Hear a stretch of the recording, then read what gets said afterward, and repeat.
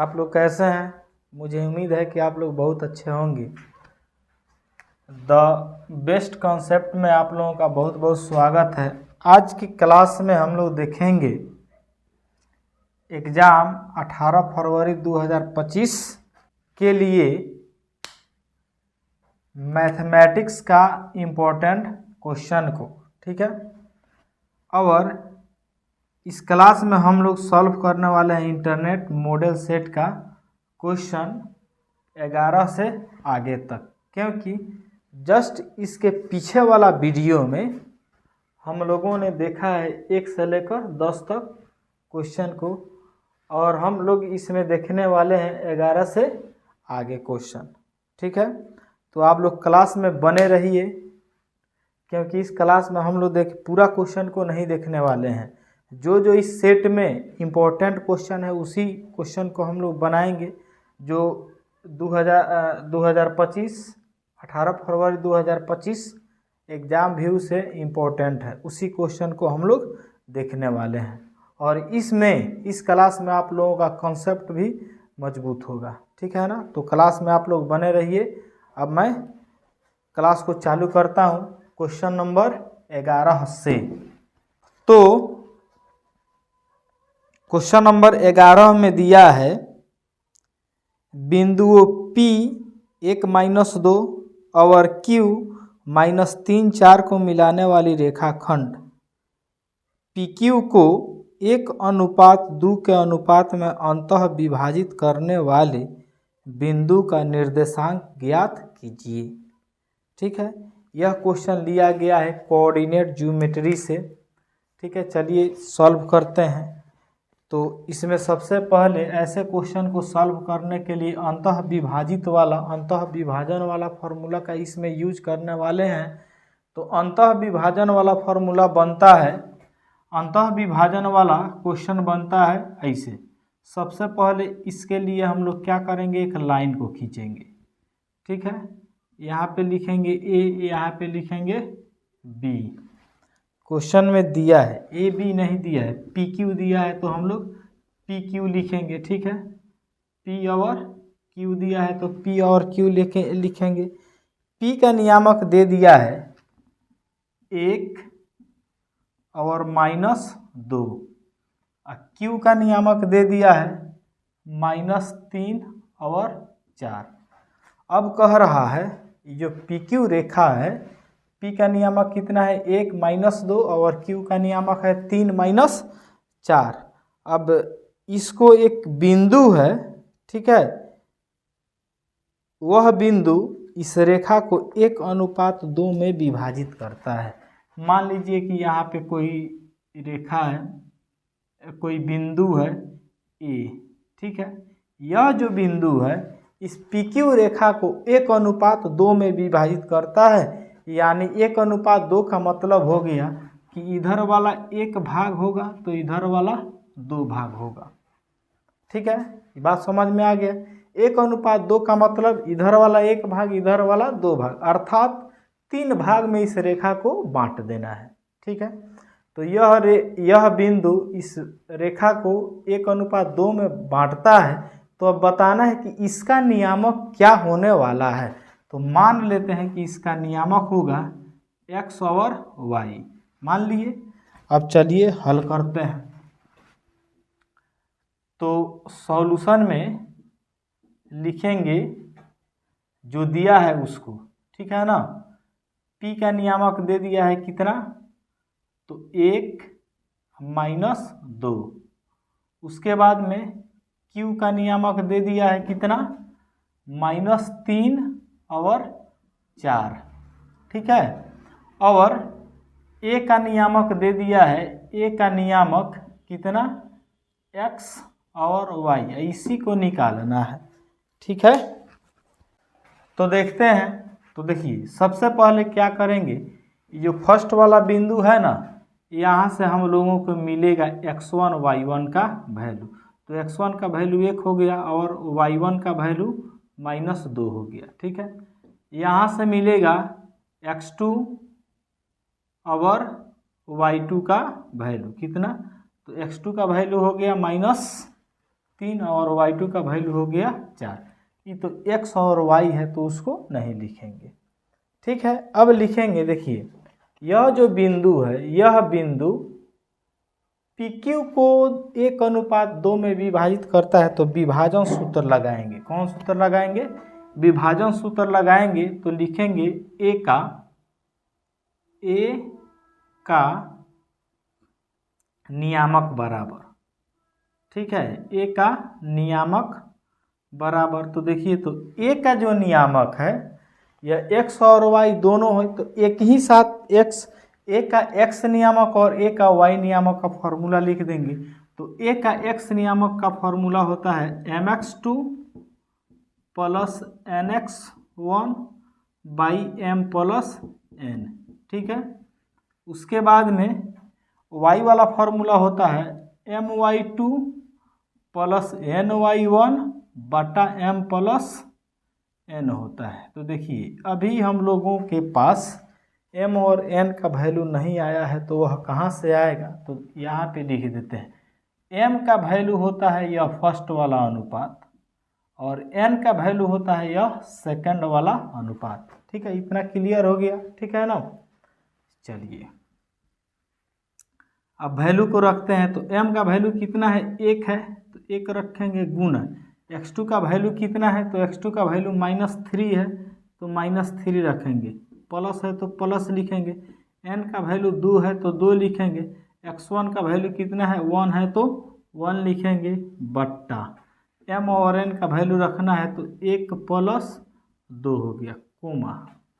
फिर m का value कितना? 1 है तो 1 रखेंगे गुना।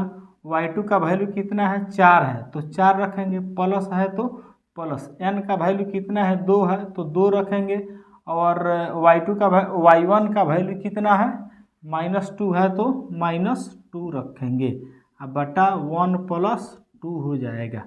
चलिए इसको बंद कर देते हैं, हो गया। अब देखिए, 1 में -3 से गुना होगा तो -3 होगा, प्लस कितना हो जाएगा? 2 हो जाएगा।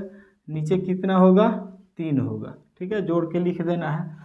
ऊपर देखिए गुना कीजिएगा तो 4 होगा, प्लस माइनस माइनस, और फिर 2 में 2 से गुना कीजिएगा तो 4 ही होगा, ठीक है। और नीचे 3 है तो 3। उसके बाद में देखिए, अब -2 में -3 में +2 जोड़िएगा, जोड़ना है तो -1 हो जाएगा बटा 3। 4 में से 4 घटेगा तो कितना हो जाएगा? 0 बटा 3, ठीक है। यानी -1 बटा 3 और 0 अपना आंसर हो जाएगा, ठीक है ना। तो इसका कितना होगा आंसर? A का नियामक कितना होगा? -1 बटा 3 और 0 होगा, ठीक है। तो मुझे उम्मीद है कि यह क्वेश्चन आप लोगों को समझ में आ गया होगा। ऐसे ही बनाना है क्वेश्चन, ठीक है, एग्जाम में ऐसे ही क्वेश्चन बनाना है, तभी जाकर नंबर मिलेगा। शॉर्टकट में बोर्ड में नहीं बनाया जाता है, नहीं तो आप लोग कंपटीशन का तैयारी नहीं कर रहे हैं कि शॉर्टकट में बना दीजिएगा और नंबर मिल जाएगा। ये बोर्ड के एग्ज़ाम में पूरा कंसेप्ट के साथ में बनाया जाता है, ठीक है ना। चलिए तो आगे देखते हैं, क्वेश्चन नंबर नेक्स्ट क्या बोल रहा है। सिद्ध करें कि त्रिज्या के बराबर जीवा वृत्त के केंद्र पर 60 डिग्री का कोण बनाती है। चलिए देखते हैं, यह हो गया वृत्त, ठीक है, वृत्त हो गया। इसको पहले यहाँ से ही त्रिज्या खींच देते हैं, इसको ये मिला देते हैं, ठीक है, मिल गया। केंद्र पर कितना डिग्री का कोण बन रहा है? 60 डिग्री का कोण बन रहा है। मान लीजिए कि यह A है, O है, यह P है, यह Q है, ठीक है। क्वेश्चन एक बार और आप लोग सुन लीजिए। कह रहा है सिद्ध करें कि त्रिज्या के बराबर जीवा, यह जो त्रिज्या है R, ये दोनों R के बराबर यह क्या है? जीवा है। तो वृत्त के केंद्र पर, यह जो जीवा है वृत्त के केंद्र पर 60 डिग्री का कोण बनाती है। तो एक तो दे दिया है कि वृत्त के केंद्र पर कितना डिग्री का कोण बन रहा है? 60 डिग्री का कोण बन रहा है। और इसको बताना है जो यह जीवा है यह वृत्त के केंद्र पर भी कितना डिग्री का कोण बनाती है, 60 डिग्री का कोण बनाती है। तो देखिए जब यह त्रिज्या और यह त्रिज्या को मिलाए त्रिभुज बन गया, ओ पी क्यू क्या बन गया, एक त्रिभुज बन गया। तो देखिए जिस त्रिभुज की दो भुजाएं बराबर होती है ना, उस त्रिभुज को बोला जाता है समद्विबाहु त्रिभुज, ठीक है ना। तो देखिए तो जितना यह भुजा है उतना ही यह भुजा है, ठीक है। तो यह भुजा बराबर है। एक और रूल होता है कि बराबर भुजाओं के सामने की कोण बराबर होती है, ठीक है।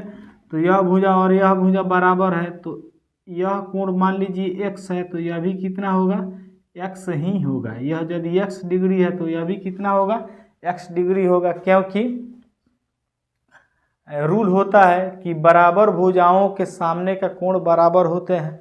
तो बराबर भुजा है तो बराबर भुजा है, तो इसके सामने यह कोण हुआ, इसके सामने यह कोण हुआ। बराबर भुजा के सामने सामने का कोण आ रहा है, तो यदि यह x है तो यह भी क्या होगा, x ही होगा, ठीक है ना। अब चलिए लिखेंगे कोण, कोण दे दिया है POQ बराबर कितना डिग्री, 60 डिग्री दे दिया है, ठीक है। वो हो गया। यहाँ पे मान लिया गया है, माना कितना, कोण P बराबर कितना, x डिग्री, और कोण Q बराबर कितना, x ही डिग्री, ठीक है ना। सॉल्यूशन x ही डिग्री। चलिए लिखेंगे चूंकि त्रिभुज के तीनों कोणों का योगफल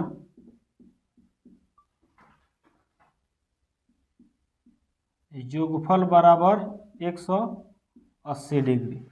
त्रिभुज के तीनों कोणों का योगफल क्या होता है, 180 डिग्री होता है। चलिए तो इसलिए कोण O प्लस कोण P प्लस कोण Q बराबर कितना, 180 डिग्री। तो O का वैल्यू कितना है, 60 है, तो 60 लिखेंगे। P का वैल्यू x है, Q का वैल्यू भी x है, बराबर 180। चलिए अब तो ये कितना हो जाएगा, 60 प्लस कितना x कितना 2x बराबर 180, या 2x बराबर कितना 180 माइनस 60, या 2x बराबर कितना हो जाएगा ये 120, या x बराबर कितना हो गया 120/2, 60 दूना 120, तो कितना हो गया 60 डिग्री आ गया। यानी कि यहाँ पे जो कोण बन रहा है वो कितना का कोण बन रहा है, तो 60 डिग्री का कोण बन रहा है। जो क्वेश्चन कह रहा है वह आ गया, ठीक है ना। मतलब जीवा द्वारा जो कोण बनता है, जीवा द्वारा जो कोण बनता है वो कितना डिग्री का कोण बनता है, 60 डिग्री का कोण बनता है, जो 60 डिग्री हम लोगों का आ गया, ठीक है ना। अब चलते हैं क्वेश्चन नंबर 13 के तरफ। क्वेश्चन नंबर 13 में बोल रहा है यदि tan A बराबर 1 तो सिद्ध करें कि 2 sin A into cos A बराबर 1, ठीक है। tan A बराबर दे दिया है कितना, 1 दे दिया है, तो बोल रहा है क्या निकालने के लिए, नहीं कह रहा है सिद्ध करने के लिए 2 sin A into cos A बराबर 1, इतना कह रहा है सिद्ध करने के लिए। तो चलिए हम लोग सिद्ध करते हैं। तो देखिए ये जो एंगल है ना, एंगल के जगह पर कुछ भी दे देगा। जैसे एंगल के जगह पर A दे दिया है, कभी कभी एंगल के जगह पर B दे देगा, कभी कभी थीटा दे देगा, कभी कभी आई दे देगा, ठीक है ना। चलिए देखते हैं। तो tan A का फॉर्मूला, मतलब tan थीटा का फॉर्मूला क्या होता है, तो P बटा B होता है, ठीक है ना। P बटा B होता है तो P बटा B लिखेंगे बराबर 1। अब इसके नीचे कुछ नहीं है तो 1 कर देते हैं, लिखेंगे इसलिए P का वैल्यू कितना हो गया, P का वैल्यू 1 और B का वैल्यू कितना हो गया, 1 हो गया। तो यहाँ से H का वैल्यू पता नहीं है तो H का वैल्यू निकालेंगे। चलिए H का वैल्यू क्यों निकालेंगे उसको देखते हैं। तो H का फॉर्मूला क्या होता है, तो root under P square plus B square होता है, ठीक है। अब देखिए P का वैल्यू कितना दे दिया है, 1, तो 1 का स्क्वायर प्लस B का वैल्यू कितना दे दिया है, 1 दे दिया है, 1 का स्क्वायर, तो कितना हो जाएगा, 1 का स्क्वायर 1 का प्लस फिर 1 का स्क्वायर 1 यानी कि रूट 2 इकाई, ठीक है। रूट 2 इकाई आ गया है, 2 आ गया H का वैल्यू, ठीक है ना।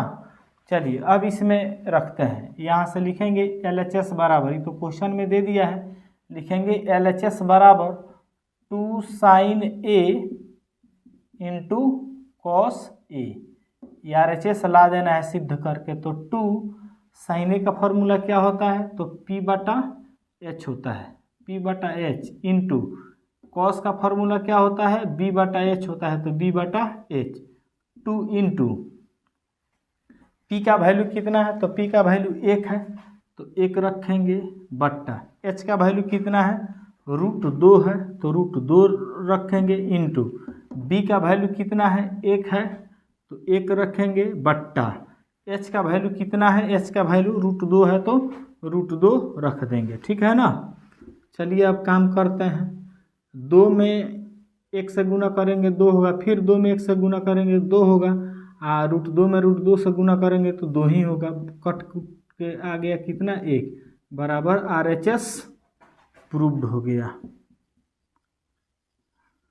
RHS हो गया प्रूव्ड, ठीक है। तो यह आप लोगों को समझ में आ गया। जब भी दूसरा रेशियो देगा, रेशियो दे दिया है दूसरे रेशियो का जब बात करेगा निकालने के लिए, वैल्यू निकालने के लिए जब बात करेगा तो PBH वाला मेथड लगाएंगे, P का वैल्यू B का वैल्यू देख लेंगे, H का वैल्यू निकाल लेंगे, यदि BH का वैल्यू दिया है तो P का वैल्यू निकालेंगे, यदि PH का वैल्यू दिया है तो B का वैल्यू निकाल लेंगे, अपना काम हो जाएगा। अब क्वेश्चन नंबर 14 के तरफ चलते हैं। तो देखिए क्वेश्चन नंबर 14 में दिया है 2 sin square 45 degree plus cos square 45 degree बटा tan square 30 degree plus cos square 90 degree. 2 यहाँ पे दे दिया है इनटू में, ठीक है, का मान ज्ञात करें, इसका मान ज्ञात करना है। तो चलिए सॉल्व करते हैं, ये 14 नंबर क्वेश्चन है, इसको सॉल्व करते हैं। सॉल्यूशन में देखते हैं 2 इंटू साइन स्क्वायर कितना 45 degree plus cos square 45 degree बट्टा tan square 30 degree plus cos square 90 degree. इसका वैल्यू ज्ञात करना है कि कितना होगा, देखते हैं। तो देखिए 2, ये जो 45 डिग्री है, इसको आप लोग खूब गौर से देखिएगा तो ये दोनों बराबर है। उसके बाद में साइन का रिलेशन कॉस के साथ होता है, यानी sine square theta plus cos square theta बराबर 1 होता है। तो sine square 45 plus cos square 45 का भी वैल्यू कितना होगा, 1 होगा। तो डायरेक्ट यहाँ पे इसका वैल्यू लिख देंगे 1 हो गया। अब देखिए tan square theta, tan square और कॉस स्क्वायर का रिलेशन नहीं होता है, तो इसका यहाँ पे वैल्यू रखेंगे। तो tan 30 का वैल्यू कितना होता है, तो 1 बटा रूट 3 होता है, इसका स्क्वायर कर देंगे, हो जाएगा, ठीक है, स्क्वायर है तो स्क्वायर। उसके बाद में cos 90 का वैल्यू कितना होता है, तो जब साइन, देखिए साइन के उल्टा cos चलता है, साइन 0 का वैल्यू होता है 0, तो cos 90 का वैल्यू होगा कितना, 0, ठीक है ना। तो 0 हो जाएगा, तो 0 का स्क्वायर, ठीक है। अब देखिए 2 में 1 से गुना कीजिएगा तो 2 होगा, और उसके बाद में नीचे 1 है, 1 का बटा √3 का वर्ग कीजिएगा तो 3 हो जाएगा। ठीक है, इसमें 0 का वर्ग जोड़िएगा, 0 ना होगा। तो अब देखिए, इसको ऊपर 2 है तो 2 रहने देंगे, इसको पलट देंगे। ठीक है, 3 चला जाएगा ऊपर, 1 आ जाएगा नीचे। अर्थात कहने का मतलब है कि ये अभी खत्म हो गया, सिर्फ इसका आंसर कितना हो जाएगा, 6 हो जाएगा। ठीक है ना। अब क्वेश्चन नंबर चलते हैं 15 के तरफ चलते हैं। ठीक है, तो देखिए क्वेश्चन नंबर 15 में दिया है, सिद्ध करें कि sin 4a, साइन का पावर 4 दे दिया है, sin 4a minus sec square a बराबर tan square a plus tan 4a। ठीक है ना। तो देखिए बनाते हैं इसको, तो लिखेंगे LHS बराबर, क्या लिखेंगे, LHS बराबर सेक पावर कितना है, सेक के पावर कितना है 4a minus sec square a। ठीक है, अब चलिए इसमें देखिए, खूब गौर से देखिए आप लोग, ये बहुत मस्त क्वेश्चन है। देखिए तो दोनों में सेक है ना, तो यहाँ पे सेक के पावर 4 है, यहाँ पे सेक के पावर 2 है। कहने का मतलब है कि दोनों में से यदि कुछ कॉमन आप लोगों को दिख रहा है तो वह दिख रहा है सेक स्क्वायर a। तो जो कॉमन दिख रहा है उसको कॉमन करेंगे, तो सेक स्क्वायर a जब कॉमन कर लेंगे तो देखिए सेक के पावर 4 है, सेक के पावर 4 में से 2 कॉमन हो गया, तो सेक के पावर कितना हो जाएगा, 2 हो जाएगा। ठीक है ना। ए या माइनस ई जो 1 है, अच्छा ई तो निकल के आ गया बाहर, तो कुछ नहीं बचा, तो जब कुछ नहीं बचता है तो 1 लिखते हैं। ठीक है, इतना काम हो गया। ये बात समझ में आ रहा है ना। दोनों में से सेक स्क्वायर ए कॉमन कर लिए। चलिए, ये जो सेक स्क्वायर ए है, अभी इसको ऐसा ही रहने देते हैं। इसका फॉर्मूला बताइए क्या होता है, इनटू सेक स्क्वायर ए माइनस 1 बराबर होता है tan स्क्वायर ए। लेकिन हम लोगों को इतना नहीं लाना है, ये आ गया है फॉर्म सेक और tan के फॉर्म में, हम लोगों को लाना है सिर्फ tan के फॉर्म में। ठीक है ना। तो चलिए अब क्या करेंगे, इसको tan में बदल देंगे, तो इसका फॉर्मूला क्या होता है, तो इसका फॉर्मूला होता है 1 प्लस tan स्क्वायर ए होता है। आई बाहर में है कितना, tan स्क्वायर ए है तो ए लिख देंगे। चलिए अब यह जो बाहर है, यह जो पद बाहर है, यह अंदर वाला दोनों में गुना करेगा। ठीक है ना, क्योंकि यहाँ पे ब्रैकेट है, तो 1 में जब इससे गुना करेंगे तो tan स्क्वायर ए या प्लस tan स्क्वायर में tan स्क्वायर से गुना कीजिएगा तो tan का पावर 4a हो जाएगा। यही सिद्ध करना है, RHS प्रूव्ड हो गया। ठीक है, तो बहुत इजी क्वेश्चन है, मज़ेदार क्वेश्चन है। ठीक है, आप लोगों को मज़ा आ गया होगा। तो अब हम बढ़ते हैं क्वेश्चन नंबर 16 के तरफ।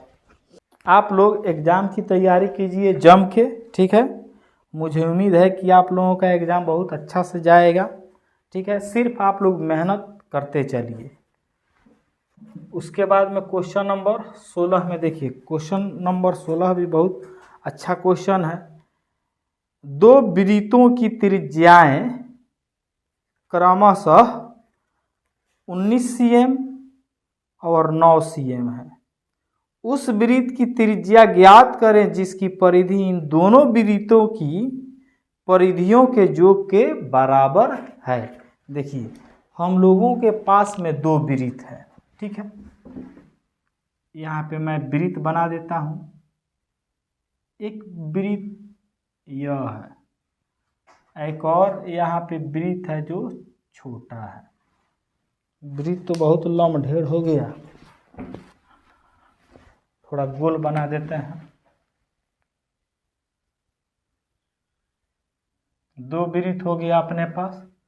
इसका केंद्र O, इसका केंद्र मान लीजिए कि इसका भी OA मान लेते हैं।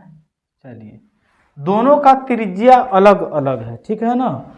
दोनों का त्रिज्या कितना है, तो दोनों का त्रिज्या दे दिया है, एक का दिया है 19, एक का दिया है 9। ई जो है इसका त्रिज्या दे दिया है 19 सेंटीमीटर।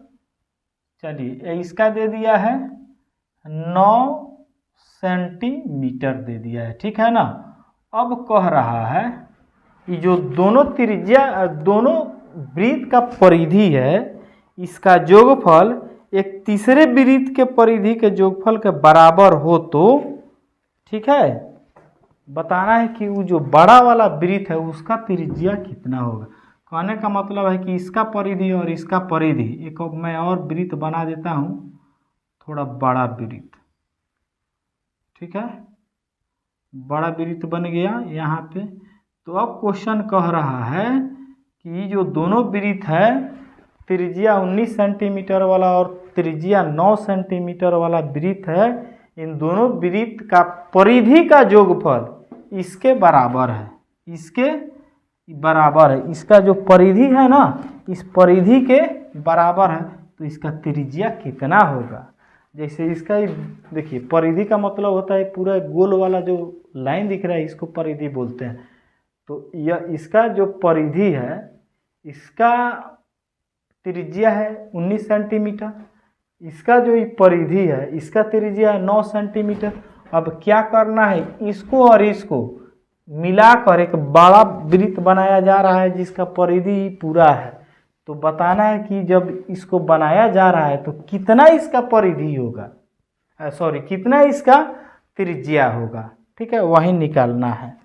तो चलिए निकालते हैं। तो देखिए, यह जो एक नंबर है, यह वृत्त है, लिखेंगे, इसको बड़ा वृत्त मान लेते हैं। ई हो गया नया वृत्त, ये कौन वृत्त हो गया, नया वृत्त।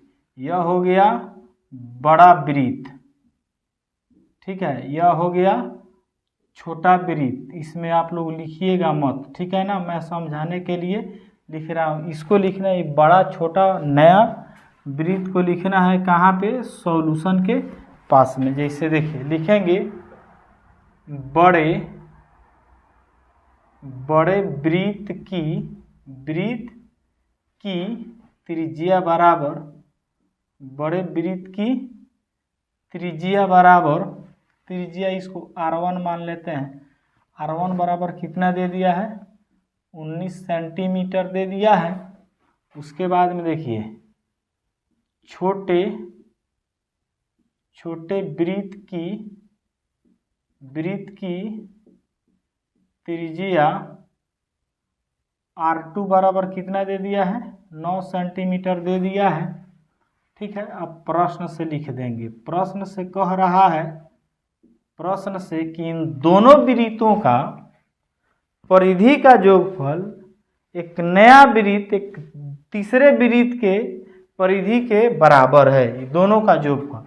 तो देखिए लिखेंगे,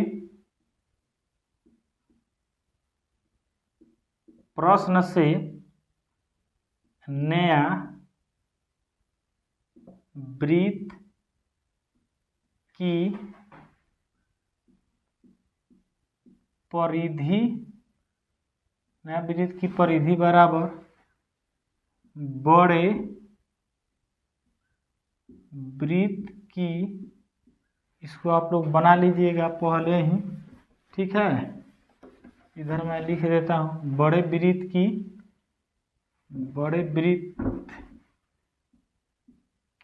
परिधि प्लस छोटे वृत्त की परिधि, ठीक है। तो देखिए इसका फॉर्मूला, तीनों का फॉर्मूला लिखेंगे। तो इसका फॉर्मूला क्या होगा, 2πr हो जाएगा। मान लेते हैं कि बड़ा वृत्त का परिधि कितना है, r है, ठीक है। तो इसमें सबसे पहले यहाँ पे मानेंगे, सबसे ऊपर मानेंगे नया वृत्त की त्रिज्या बराबर r। क्या मानेंगे, नया वृत्त की त्रिज्या बराबर r मानेंगे, ठीक है, सबसे ऊपर वाला लाइन में।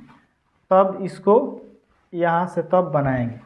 तो बड़े बड़े वृत्त की परिधि क्या हो जाएगा, तो 2πr1 प्लस छोटे वृत्त की क्या होगा परिधि 2πr2।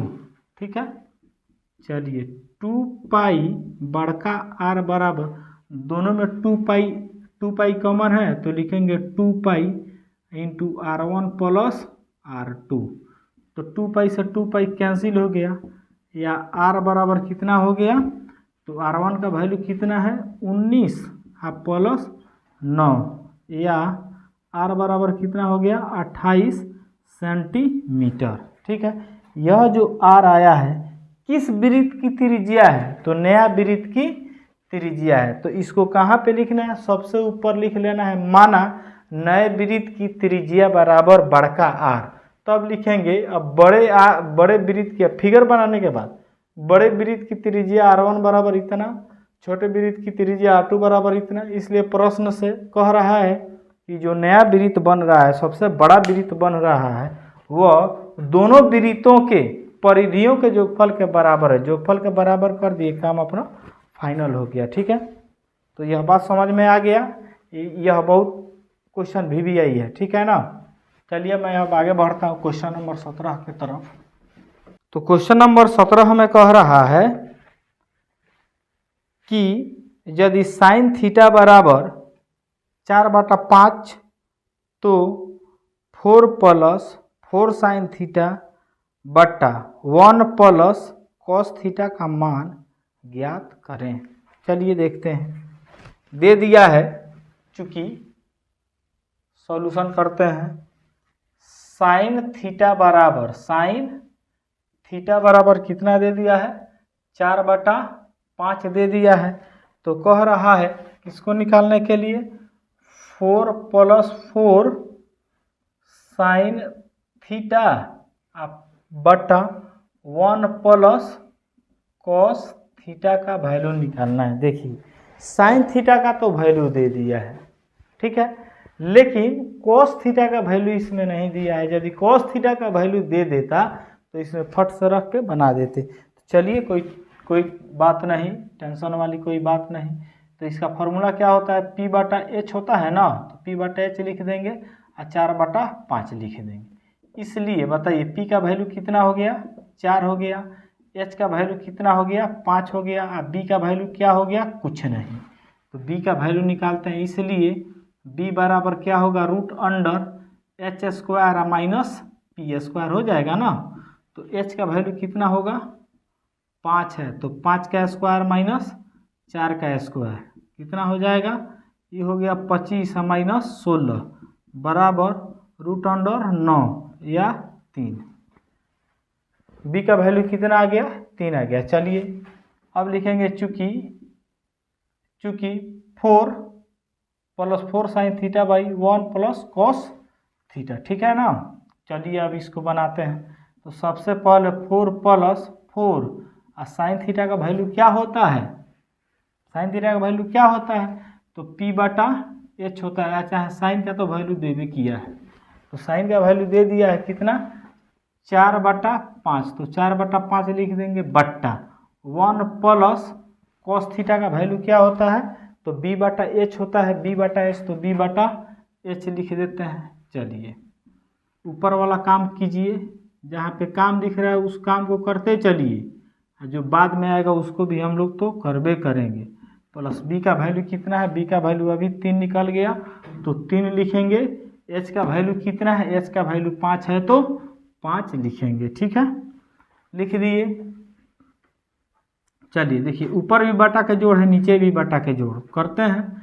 तो 5 चौका 20 प्लस 16/5, नीचे हो जाएगा 5 प्लस 3/5, ठीक है। लंगड़ा भिन्न आ गया है, चलिए इसको तोड़ते हैं। तो ये कितना हो जाएगा, 20 और 16 कितना हो गया, 36, 36/5 बट्टा 5 और 3 8, 8 नीचे आ गया 5, तो इससे यह कट गया, बच गया 36/8। इसको भी कटाइए, 4 से कट जाएगा, 4 दूना 8 और 4 9 36, 9/2 2 अपना आंसर आ गया। इसको आप लोग समझ लीजिए, ठीक है। अब हम लोग बढ़ेंगे क्वेश्चन नंबर 18 के तरफ। देखिए क्वेश्चन नंबर 18 हमें कह रहा है कि यदि कॉसेक 4 थीटा बराबर सेक थीटा माइनस 20 डिग्री, जहाँ 4 थीटा एक न्यून कोण है, तो थीटा का मान ज्ञात करें। ठीक है, चलिए सॉल्यूशन करते हैं। ये भी बहुत अच्छा क्वेश्चन है, एग्जाम के लिए इम्पोर्टेंट क्वेश्चन है। तो देखिए दे दिया है, चूंकि लिखेंगे, चूंकि कॉसेक 4 थीटा बराबर कितना दे दिया है, सेक थीटा माइनस 20 डिग्री दे दिया है, तो कह रहा है थीटा का मान ज्ञात करें। तो देखिए सबसे पहले इसका हम लोग कॉन्सेप्ट समझेंगे, ठीक है ना। जब तक कॉन्सेप्ट समझ में नहीं आएगा तब तक क्वेश्चन को बनाने में मज़ा नहीं आएगा, ठीक है ना।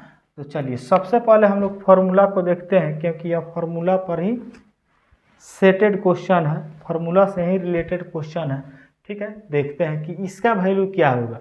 यदि इसका वैल्यू पता चल जाए ना तो हम लोग आराम से निकाल सकते हैं। कहने का मतलब है कि यदि कॉसेक को सेक में बदल दिया जाए तो काम हो जाएगा, या सेक को कॉसेक में बदल दिया जाए तो काम हो जाएगा।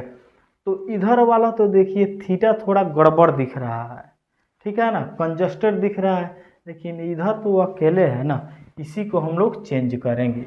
इधर वाला इजी दिख रहा है तो इसी को चेंज करेंगे। अब देखिए कॉसेक थीटा का फार्मूला आप लोग बताइए क्या होता है। कॉसेक थीटा का फार्मूला होता है सेक 90 माइनस थीटा होता है। क्या होता है बच्चों, सेक 90 माइनस थीटा बराबर क्या होता है, कॉसेक थीटा होता है। चलिए इसी को पलट देते हैं। अब इसी को यदि पूछा जाए कि सेक 90 माइनस थीटा बराबर क्या होगा, तो सेक किस में बदल जाएगा बाबू, सेक किस में बदलेगा, तो सेक चेंज होगा कॉसेक में। किस में चेंज होगा, तो सेक चेंज हो जाएगा कॉसेक में। अब देखिए 90 को गोली मारिए, सिर्फ यहाँ से जो बाद में थीटा का वैल्यू है उस थीटा को लाकर यहाँ पे रख दीजिए, हो जाएगा। तो सेक 90 माइनस थीटा बराबर क्या होता है, तो कॉसेक थीटा होता है। ये जो 90 के बाद में ये जो थीटा का वैल्यू है ना, इसी को लाकर तो यहाँ पे रख देना। एक और बात देखिए, मान लीजिए कि सेक 90 माइनस ए रहे, सेक 90 माइनस ए रहे, तो सबसे पहले बताइए सेक किस में बदलेगा, तो कॉसेक में बदलेगा। तो यहाँ पे लिख देते हैं कॉसेक। अब यहाँ से 90 लिखेंगे कि ए लिखेंगे, तो ए को लिखेंगे। जैसे इसमें 90 को छोड़कर थीटा को लिखे हैं, वैसा ही 90 को छोड़कर ए को लिख देंगे। बात समझ में आ रहा है ना। चलिए एक और देख लीजिए, यदि सेक 90 माइनस, ठीक है, सेक 90 माइनस मान लीजिए कि बी है, सेक 90 माइनस बी है, तो सेक किस में बदल जाएगा, कॉसेक में बदलेगा। कॉसेक में 90 को लिखेंगे कि बी को, तो बी को लिखेंगे, कॉसेक बी हो जाएगा। चलिए यदि सेक 90 माइनस 4 थीटा रहे, तो सेक किस में बदलेगा, कॉसेक में बदलेगा। 90 लिखेंगे कि 4 थीटा लिखेंगे, तो 4 थीटा लिखेंगे। देखिए ना यही तो है यहाँ पे, कॉसेक 4 थीटा, कॉसेक 4 थीटा। तो कॉसेक 4 थीटा को यदि हटाएंगे तो इतना लिख नहीं सकते हैं। चलिए इसी को लिख देते हैं जब आ गया है तो कॉसेक के जगह पर, कॉसेक 4 थीटा के जगह पर क्या लिखेंगे, सेक 90 माइनस 4 थीटा बराबर सेक कितना दिया है, 0 माइनस 20 डिग्री दिया है। क्या थीटा माइनस 20 डिग्री होगा, यहाँ पे थीटा माइनस 20 डिग्री होगा, ठीक है, थीटा माइनस 20 डिग्री होगा, थीटा माइनस 20 डिग्री। देखिए दोनों साइड में सेक आया, सेक कैंसिल हो गया, तो बच गया कितना, 90 माइनस 4 थीटा बराबर थीटा माइनस 20 डिग्री। ठीक है, अब क्या करेंगे, किसका वैल्यू निकालना है, थीटा का वैल्यू निकालना है। तो जिसका वैल्यू निकाला जाता है उसको बायां साइड में रखते हैं।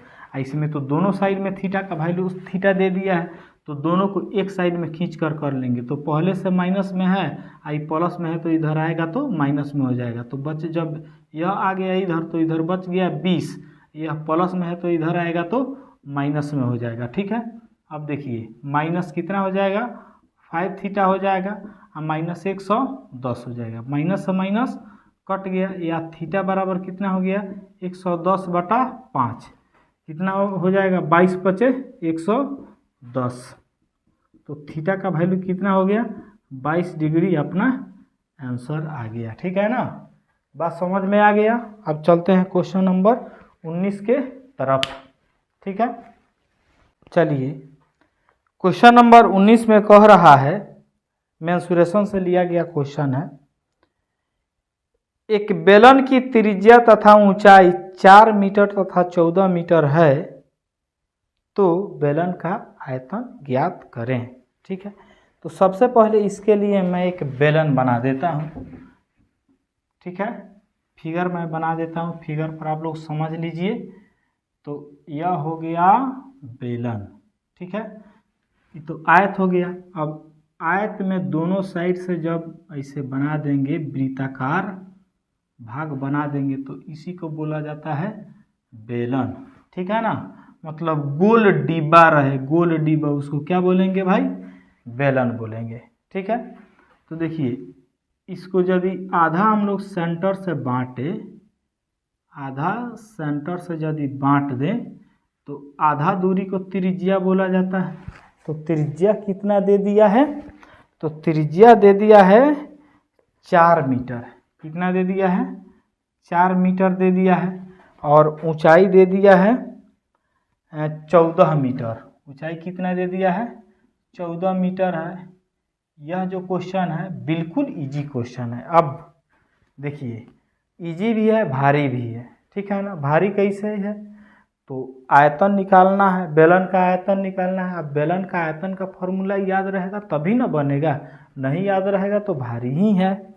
तो निकालते हैं। चलिए जो देखिए मेंसुरेशन के क्वेश्चन में जो दे देता है ना उसको पहले लिखते हैं। तो क्या क्या दे दिया है, त्रिज्या दे दिया है, ऊंचाई दे दिया। तो लिखेंगे सॉल्यूशन में बेलन की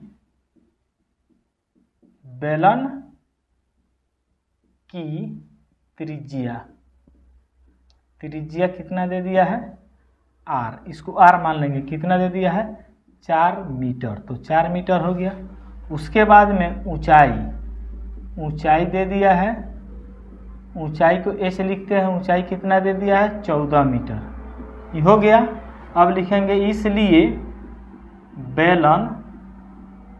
बेलन का आयतन बराबर, बताइए आप लोगों को याद है? यदि आप लोगों को याद होगा तो कमेंट बॉक्स में लिख कर भेजिएगा। ठीक है ना, चलिए बेलन का आयतन होता है पाई r² h होता है। ठीक है ना, बस यह फॉर्मूला याद रहेगा, खटाक से बन जाएगा 2 नंबर अपने हाथ में। तो इसको पाई का वैल्यू कितना होता है 22/7, तो रख दिए r² मतलब कहने का मतलब है कि r को 2 बार लिखना है, यानी 4 × 4। उसके बाद में h लिखना है, लिख दिए। h का वैल्यू 14 है तो 14, इससे इसको कटा दीजिए, किसी एक को कटा दे। 7 से 14 कट गया।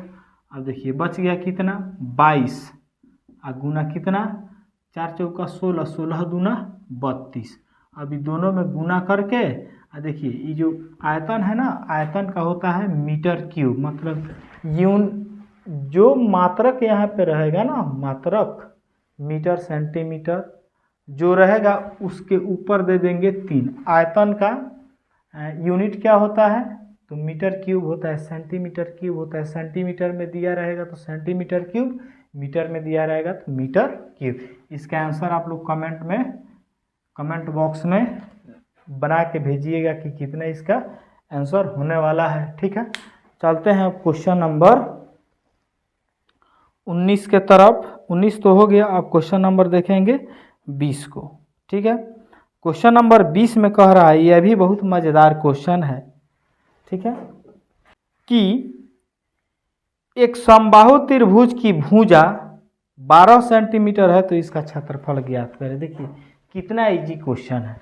एक समबाहु त्रिभुज है, यह हो गया समबाहु त्रिभुज। समबाहु त्रिभुज किसे कहते हैं? तो जिस त्रिभुज की तीनों भुजाएं बराबर हो उसे समबाहु त्रिभुज कहते हैं। तो कितना दे दिया है? 12 सेंटीमीटर, फिर 12 सेंटीमीटर और फिर 12 सेंटीमीटर। त्रिभुज की तीनों भुजाएं दे दिया है कितना? 12 सेंटीमीटर। तो इसका क्षेत्रफल निकालना है। तो देखिए जिस त्रिभुज की तीनों भुजाएं बराबर हो उसे क्या बोलते हैं? तो उसको बोलते हैं समबाहु त्रिभुज। समबाहु त्रिभुज का अपना एक फॉर्मूला होता है, ठीक है ना। तो सबसे पहले देखिए मेंसुरेशन में सबसे पहले लिखा जाता है जो दे देता है उसी को। तो क्या दे दिया है? तो समबाहु त्रिभुज की भुजा दे दिया है। तो लिखेंगे समबाहु त्रिभुज की भुजा बराबर कितना? तो 12 सेंटीमीटर। इसलिए समबाहु त्रिभुज का क्षेत्रफल बराबर, ठीक है। तो क्षेत्रफल का फॉर्मूला होता है √3/4 गुना भुजा स्क्वायर, ठीक है। समबाहु त्रिभुज का क्षेत्रफल क्या होता है?